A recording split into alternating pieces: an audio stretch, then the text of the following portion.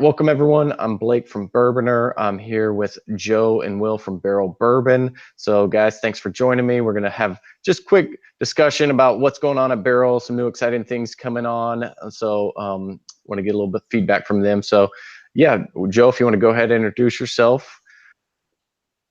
Hi, Joe Beatrice, under Barrell Bourbon. Welcome.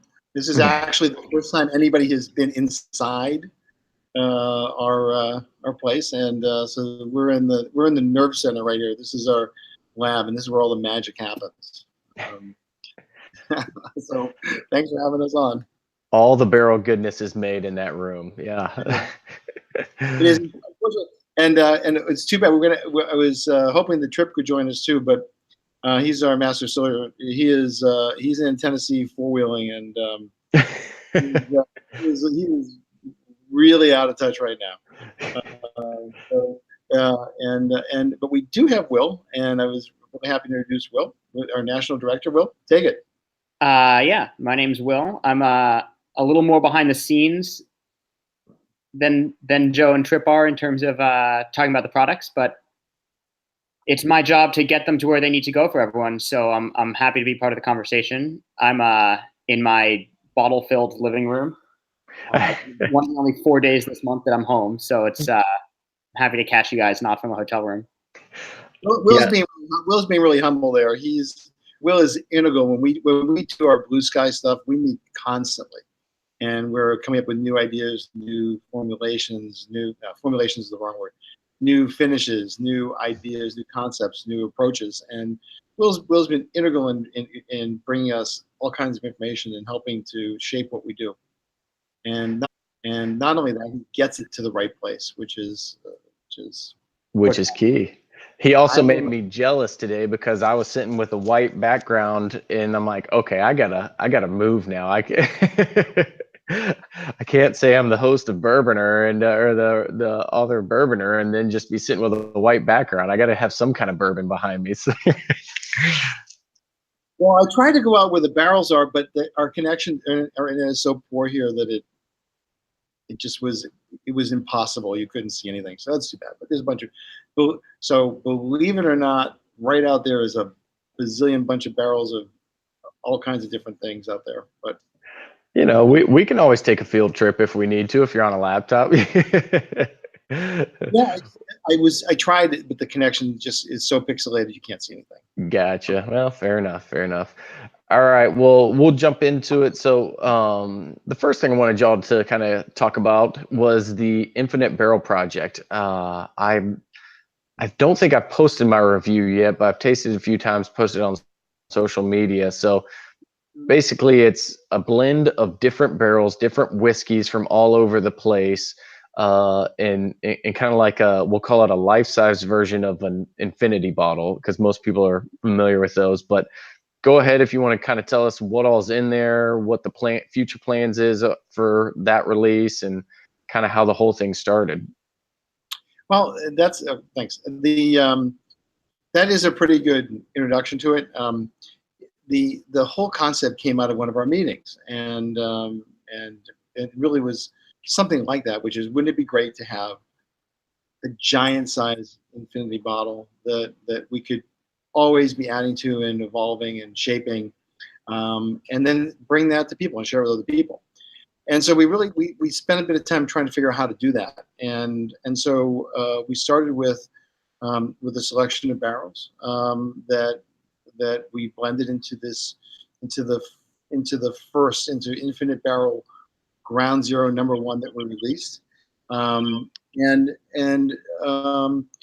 the idea was to take that, and then when we bottled, we'd add back the same volume or more of whiskey and let it evolve let it sit and mature until we do the next bottle.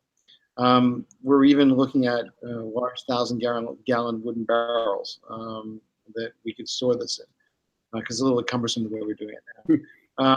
And so we have since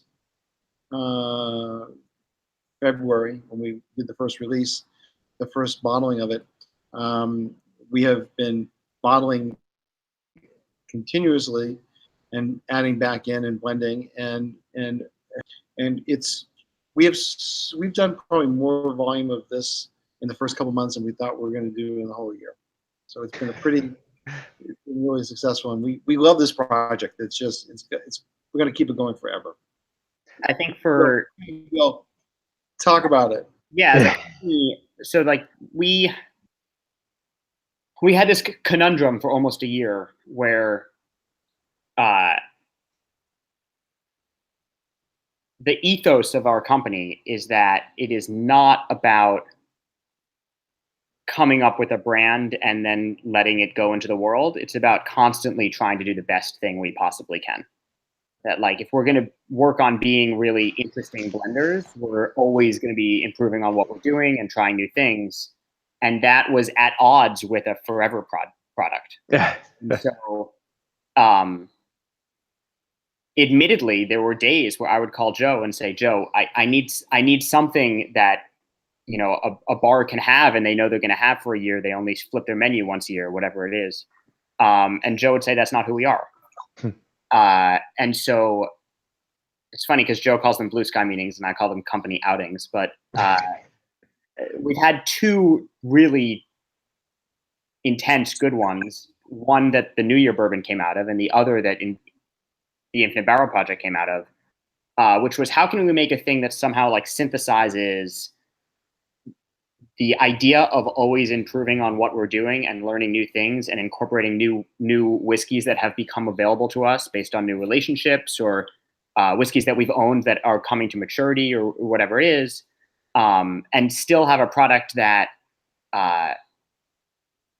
we don't have to reintroduce. We don't have to get, change the listing of in states that care about new proofs necessarily. We don't have to wait until we run out of a batch in a place where a distributor might only want to have one batch at a time.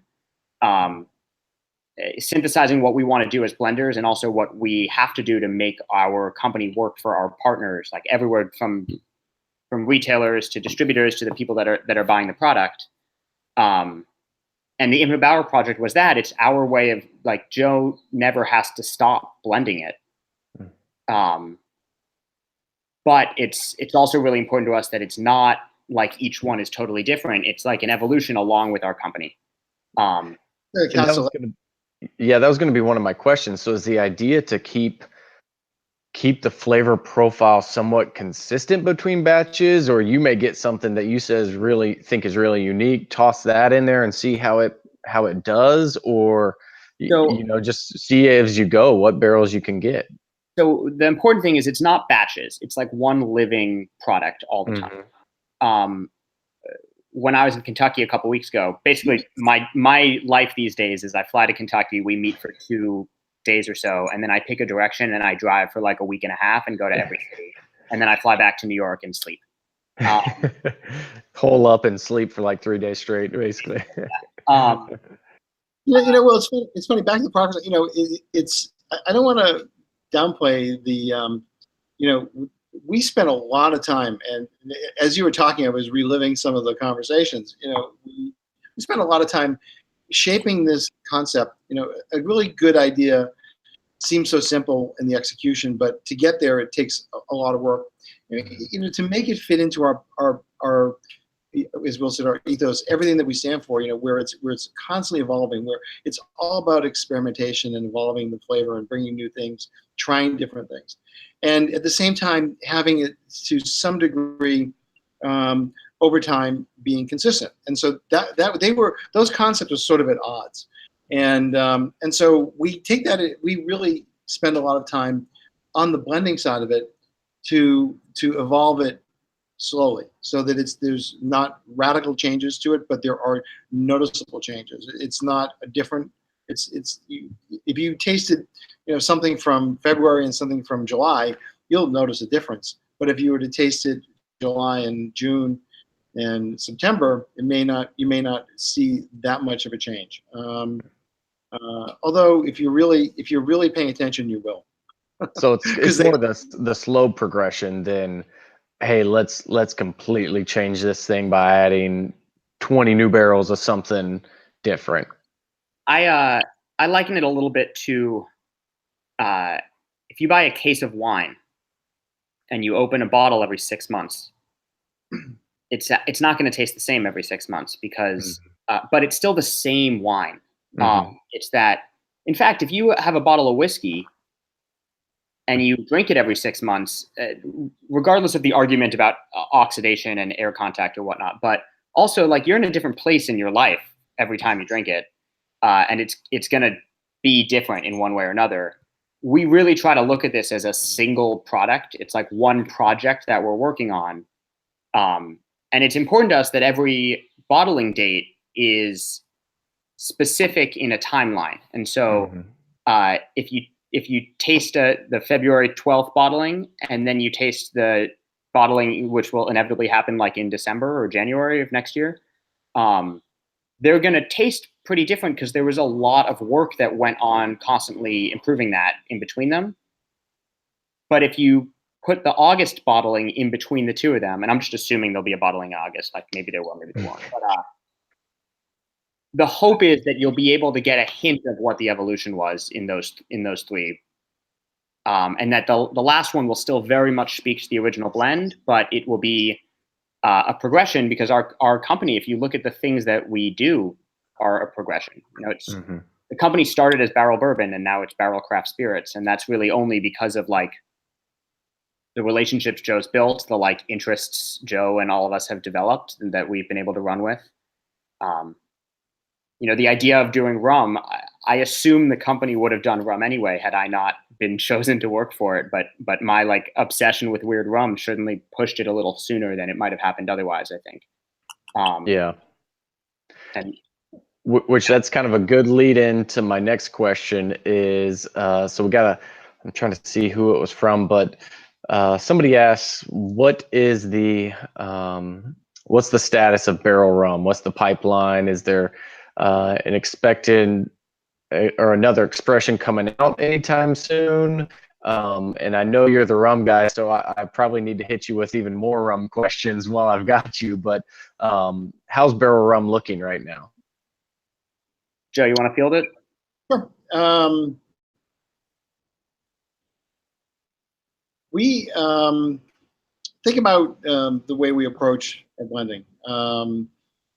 Everything where we're sitting right now in the lab is where we come up with the different blendings. It's all experimentation, and then we try to go out in the other room and replicate that. So we, and replicating that from the barrels we have, playing around with different proportions, and trying to really get a feel for the impact of a particular barrel. And that's where we are right now with this one rum that we're playing with. We have 3 different rums that we're blending in different proportions. Three really beautiful rums that will end up in one that is just, I think, is going to be incredible. So that's the next project. Do you want to give a little bit of? Do you want to hint at what some of those are? I know you're dying to talk about it. I was gonna say, so when we say 3 different rums, is that 3 different distilleries, 3 different ages? What do we mean by 3 different rums? So, in a nutshell, because I get verbose and sometimes sort of didactic when I start talking about rum. Be as didactic as you would like, because that's one of the best words used on a Bourbonr podcast or Bourbonr interview yet. When people talk about rum, when people that are conditioned to talk about spirits by the American whiskey industry, which I certainly am, we think about rum as this one category that has sort of different distilleries, the way that American whiskey does. And they're very different from each other. But ultimately, the rum category is more like the world whiskey category than it is like the American whiskey category. And when you're comparing different rums, it's often more like comparing single malts to Canadian rye to bourbons to, I don't know, whiskey in Argentina that none of us have ever tried yet. There's different rules about it. There's different ways of making it. And there's hugely different ways of fermenting the molasses. That means you're starting with totally different things, or sugarcane juice for that matter. I feel like this year our company, in a way that's been like really exciting for me because I'm a nerd, we've started blending things that haven't gone together as often as old batches we've made. I think Rye 2 was kind of the beginning of that, maybe Whiskey 5 using the Amaro barrels for it. But the Infinite Barrel project was really when we said, okay, this is going to have 4 countries in it. And High West has done stuff like that. It's existed, but it's not in a category that we were entering. It's like we kind of were trying to create a category. And rum blends actually have done that for so long that there's these famous rum blends that are very, very different products together. And tiki culture and rum cocktail culture has done that too. That it's as a rum bar, your job is highlighting specific rums, but it's also taking hugely different distillate and making something special out of it. Mm-hmm. So rum number 1 for us was a product that Joe and I tasted the sample and said, okay, I guess we're doing a rum now. And we have to figure out like that. It was to be good. To be more accurate about that, we met somebody in the lobby of a Marriott hotel, and he was sitting about 10 feet away. He opened the bottle, and as soon as he opened the bottle, we said, "We'll take it." I mean, yeah. It just hits you. Yeah, it's that powerful. Yeah. And rum. Tale of Two Islands was sort of an experiment that we did that we sort of thought was going to be a component in Rum 2. And then it was so interesting by itself that we didn't want to blend it with something different. Mm-hmm. And so one of the reasons it had a name like that was there just wasn't enough to make it Rum 2. It didn't go everywhere.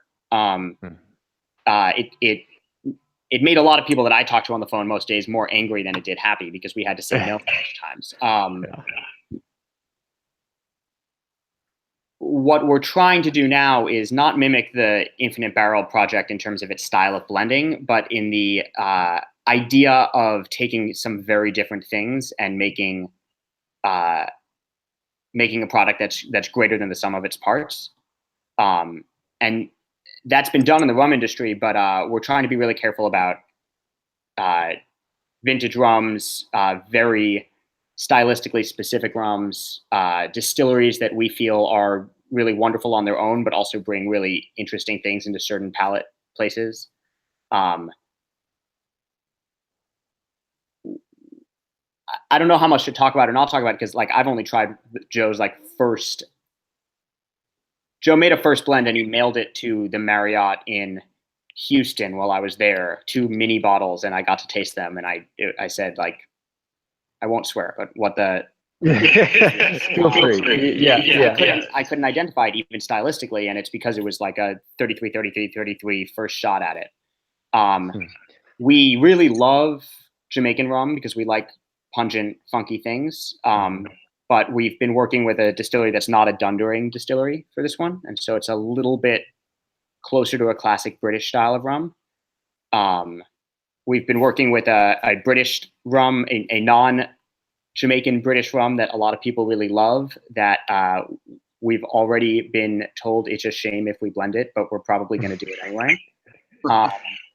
And then never let that stop you. Yeah. There's, and I know this is like the least coy thing ever, but there's a gigantic, wonderful distillery in the northern part of South America that has many, many different stills and many styles, and they produce rum for lots of people. And they're like the MGP of rum. No one will ever argue with the quality, and it's available in one way or another to a lot of people. And so they're like sweet, opulent base for a rum is something that we really can't say no to. And we know that we can get enough to produce a rum that will like be able to get a bottle to most people that want one instead of sending 7 cases to a state or whatever it was, which is what happened with Tale of Two Islands. Yeah, you prefer not to make people angry with a release, then it's kind of that balancing act, though. You want to keep the product where you want it, but at the same time, you're limited in certain cases. So, Well, on the bourbon and the whiskey side, we've actually solved a lot of those problems, so that we're able to, with a fair degree of accuracy, be able to dictate the batch size. But before we jump to that, I just the one point on the rum that we're playing with, and not to dwell too much on it. One of the conundrums for us with this rum project has been, they arrived here a couple months ago, 2 or 3 months ago, and it's something that we bought in the summer, and they had a long journey from the Caribbean up to London and to Rotterdam and back to here, and I actually couldn't believe they made it, and they showed up in barrels, which as soon as I saw the barrels, my first thought was, are those things empty? Luckily, we lucked out on all of it, and they were intact. But so that was a really happy thing. So the conundrum that we face on this one particular thing is, on their own, they are spectacular. But then when we put them together, the sum of those parts is even better. So we're just playing with it now, and I hope we'll come up with something that, with the formulation and the percentages we like, and we'll eventually bottle it. But anyway, just maybe to jump over to the batch size, that's a good question. Or what's happening, and it sort of also relates to questions I think you had about sourcing. And we're in an interesting place, an interesting moment in history where there is a lot of product available to us. We're looking at lots of different bourbons all the time, and that gives us the ability to introduce really nice variations in our batches, and we're trying to we try to do something a little bit different with each one of them. The batch 15 release that we did, I'm sorry, the batch 16 one that we're blending, we blended it and spent time with it, and I'm always amazed at how 1, 2, 5, 7 barrels, 10 barrels can influence the entire batch. And we found that with this one. So we blended it here in the lab, and we played around with it. As we replicated it there, we dump, we taste, we blend, we wait. And we got to a point on this where we tasted it, and we just looked at each other and said, this is done. We have to stop here. It was a little bit smaller than we wanted, but it had some of those notes that we chase all the time. Those really nice fruit notes, really balanced finish, and we were just so happy with it that we stopped. We could have gone longer, and added more, but we didn't. And so we're having we're in this really moment where we're really enjoying experimenting and coming up with these different formulations, and we're able to do going to continue to do at least 4 bourbon releases a year, and we'll make them a little bit larger every time. Nice. So what is that, just on the tasting panel, what does that look like? I mean, is everyone sitting down, or are you, and I guess, how do you get to that point where it's time to stop, or do you just progressively say, okay, this is getting worse, and let's go back to batch, I don't know, 45 instead of batch 52 or whatever, or sampling? How many shots does it take to get to a new batch with really anything? I mean, I assume that's a pretty broad question, and it probably varies by the release, but what does that whole process look like? It can be, well, if you were to ask Tripp, he'll tell you the secret ingredient is he drinks Mountain Dew before he tastes. Pre-palate cleanser of Mountain Dew is always the way to go. It sets his palate, and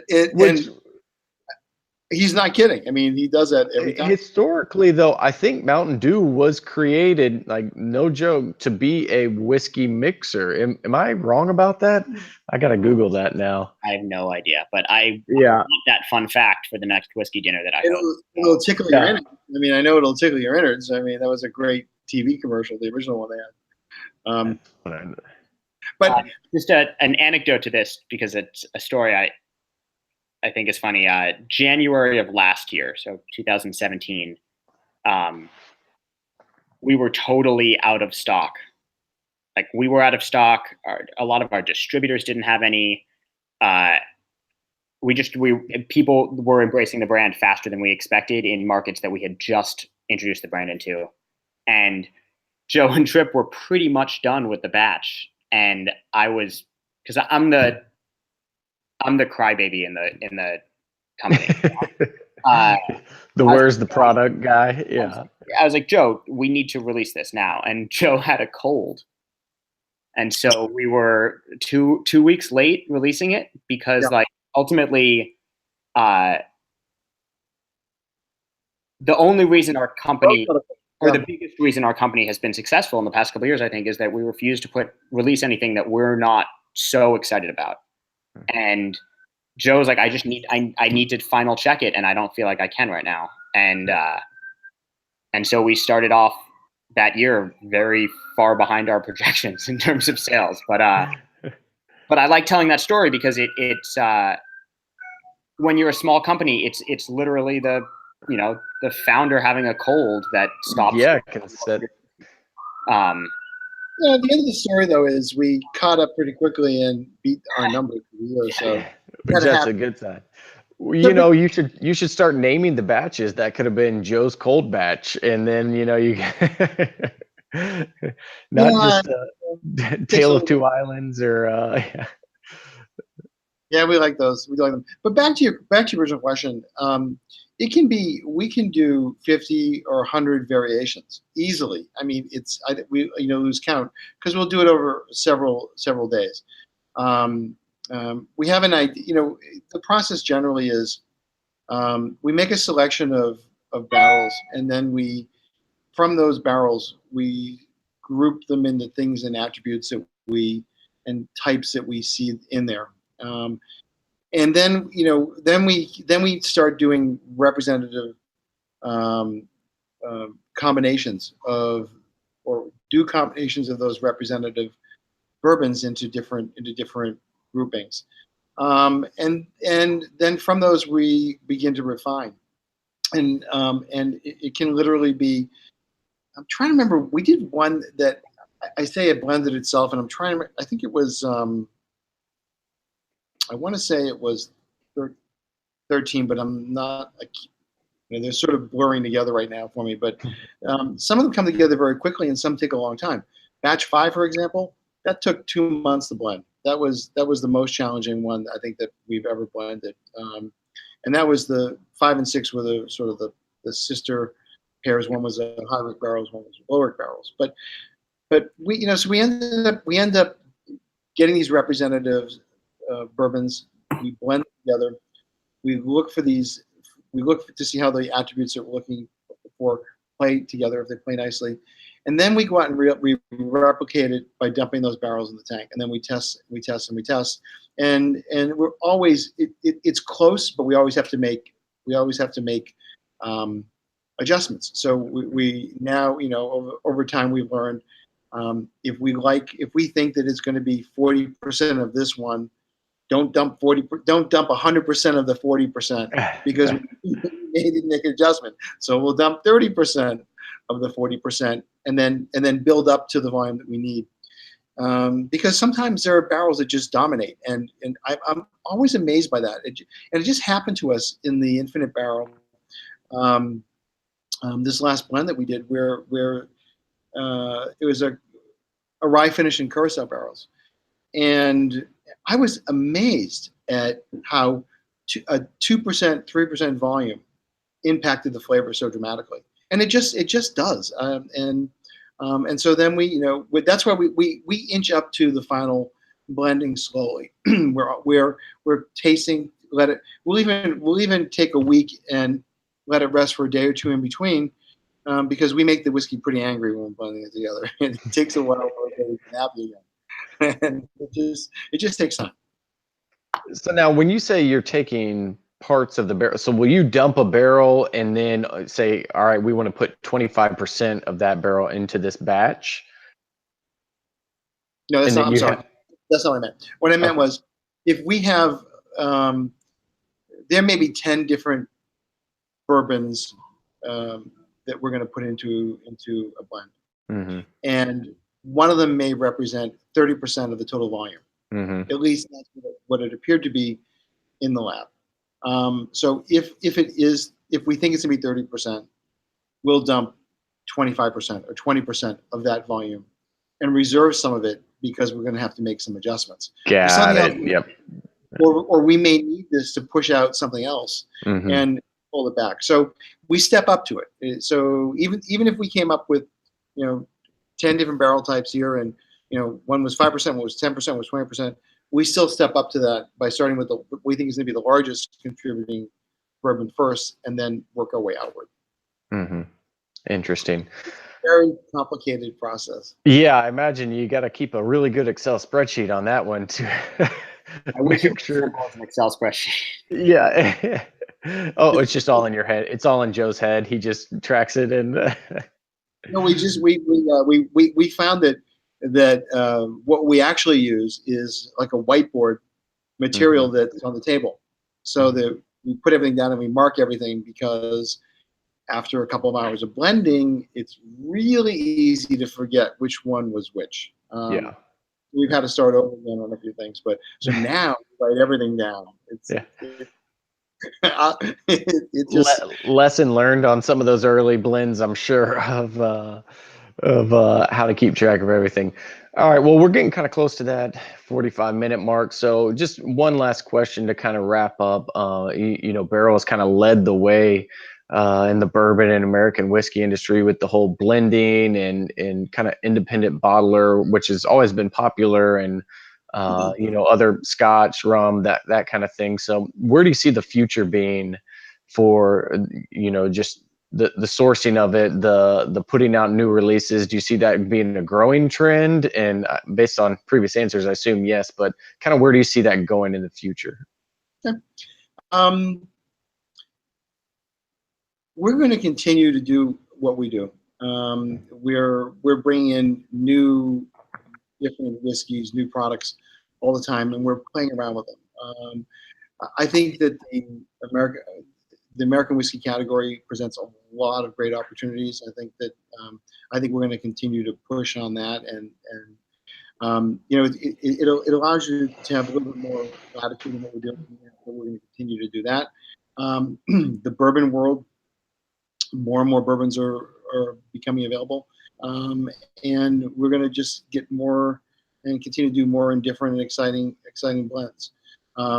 As we talked a little bit about, as eventually we get our distillery online, we will take our product and layer it into our production down the road. It won't replace what we're doing. It'll become part of what we're doing. So anywhere between 20 and 30 to 60% of the production 5 years out will be product that we make that will blend on its own or blend into source product. We're going to continue this as a model. What else is on the horizon, Will? Well, I guess to extrapolate on that a little bit, I think what makes our products unique is that there's a lot of really beautiful distilleries in the world that make wonderful whiskey in a somewhat singular or iconic way. And we have so much respect for that. We really like using them as ingredients in our own style of production. Our goal isn't so much to take over the production of what we've been doing so far. It's to continue to be a really interesting blender and push the envelope on whiskeys, but to also hopefully be known as one of the really great distilleries of the world, tangent to that, but not in replacement of that. And my hope would be is as a distillery, we also will be one of the distilleries that is willing to say, if you're blending, you can work with us, because we're now able to make distillate as well. To be at the forefront of being really transparent about the two different types of companies, and ownership and a team can work in both without them being exactly the same thing. In terms of in the sort of more immediate future, we're really excited about the Infinite Barrel project, and so we're trying to grow the base blend of that with each bottling to not take out as much as we're putting in, so that we can have it be an item that we can bottle more of at one time without it changing too drastically. And we also have some stuff that we've been holding back that is aging into a place where we're talking about introducing another line, a line that's still in the Barrel Craft Spirits universe, but one that we actually do have to limit a lot because we only have like 3 or 4 barrels of it or whatever it is. Or when we see a sheet that has these crazy old rums or old ryes or old scotches or whatever it is on it, that it'll fit into the pricing model we have. If we have, listen, there's only 100 bottles of this, but we really want everyone to try it kind of product. And we haven't done that before because we're a 7-person company. We haven't had the capacity to do something like that and deal with it. But we're getting ready to, because we don't have anything to do with the barrels in a really good way, except for taste them. And every time we taste them, we have less. You're just going to continue to taste on them until they're eventually gone. Yeah. No, I think that's really cool. It's really hard to drink a barrel of whiskey. Just a little bit at a time. It's like, how do you eat an elephant? 1 bite at a time. How do you drink a barrel of whiskey? 1 glass at a time. Well, cool. Well, I appreciate it, guys. So thanks for coming on. And I've always been a huge fan of Barrell, so it's good to talk to you on video, and Will, good to meet you as well. So thanks again, and thanks for all those who watched. Thank you.